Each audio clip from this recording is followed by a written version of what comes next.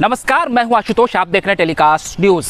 प्रधानमंत्री नरेंद्र मोदी का फिर बिहार आगमन हो रहा है। जी हां, सोमवार को वो पटना दौरे पर आ रहे हैं और बिहार के विभिन्न जगहों पर मंगलवार को वो चुनाव प्रचार करेंगे। जाहिर सी बात है कि सोमवार को 5वें चरण का चुनाव संपन्न हो गया। बिहार में भी 5 सीटों पर मतदान हुए हैं। जैसा कि हम सभी जानते हैं कि एनडीए ने इस बार 400 पार का नारा लगाया है और पिछली दफ़ा 2019 के लोकसभा चुनावों में बिहार के अंदर एनडीए को ज़बरदस्त सफलता हासिल हुई थी। बिहार में 40 लोकसभा सीटों में से एनडीए ने 39 सीटें जीत ली थी।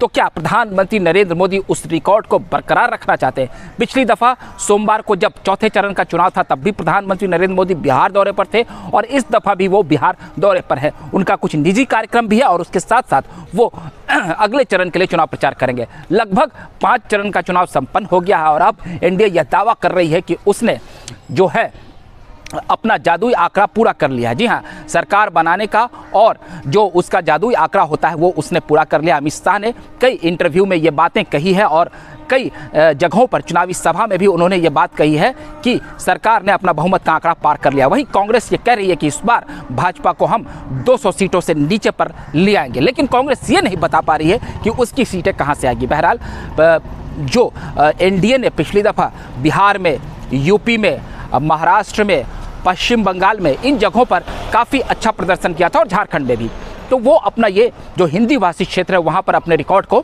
बरकरार रखना चाहती है। प्रधानमंत्री नरेंद्र मोदी यह आरोप लगा रही है कि कांग्रेस ने देश में विभाजनकारी नीति को लाया है। पहले वो धार्मिक उन्माद को अपनाती थी और अब वो जातीय उन्माद पर भी उतर रही है। बहरहाल इन सब के बीच बिहार का चुनाव काफ़ी रोचक हो गया है। बिहार में जो इस 5वें चरण में जो 5 लोकसभा क्षेत्र में वोटिंग हुई है उसमें बिहार के कद्दावर नेता नित्यानंद राय और राजीव प्रताप रूडी की किस्मत दांव पर लगी हुई है। और वहीं एनडीए घटक दल के एक और ज़बरदस्त नेता आप कह सकते हैं लोजपा रामविलास के राष्ट्रीय अध्यक्ष चिराग पासवान की भी किस्मत दांव पर लगी हुई है, क्योंकि हाजीपुर में भी मतदान हो गए हैं। ऐसे में जो ये सबसे बड़ा और लोजपा के लिए जो सबसे ज़्यादा चर्चित सीट रहा वो हाजीपुर ही रहा। हालांकि यहाँ पर मतदान प्रक्रिया थोड़ी धीमी रही है, लेकिन चिराग पासवान को यह पूरा उम्मीद है कि वह इस सीट को जीत लेगी। पिछली दफ़ा किशनगंज एक सीट भाजपा हार गई थी और इस बार भाजपा दावा कर रही है कि बिहार में वो 40 सीटों पर जीत हासिल करेगी। बहरहाल इन सब के बीच अगर हिंदी भाषी क्षेत्रों की अगर हम बात करें तो महाराष्ट्र में माफ़ कीजिएगा, वहाँ भी हिंदी भाषी क्षेत्र के लोग काफ़ी रहते हैं, लेकिन अगर हम बिहार की बात करें, यूपी की बात करें, झारखंड की बात करें और उसके बाद दिल्ली की बात करें और फिर अब अगर हम जहाँ हिंदी भाषी क्षेत्रों से रहने वाले और अधिसंख्य आबादी है महाराष्ट्र की बात करें और फिर हम पश्चिम बंगाल में भी कुछ पूर्वांचल के लोग रहते हैं, इन जगहों की बात करें तो यहाँ पर भाजपा की विशेष नज़र है और उसकी ये कोशिश है कि इन जगहों से वो ज़्यादा से ज़्यादा सीटें जीत ले। इन सब के बीच जिस तरीके से कांग्रेस ने एक नया शगुफा छेड़ा है कि बिहार और यूपी के लोगों को आकर्षित करने के लिए उसने कहा है कि यहाँ पर प्रति व्यक्ति जो आय है वो काफ़ी कम है और इन जगहों के लोगों को हम जो भी बेरोज़गार लोग हैं उनके खाते में 1 लाख रुपये का जो है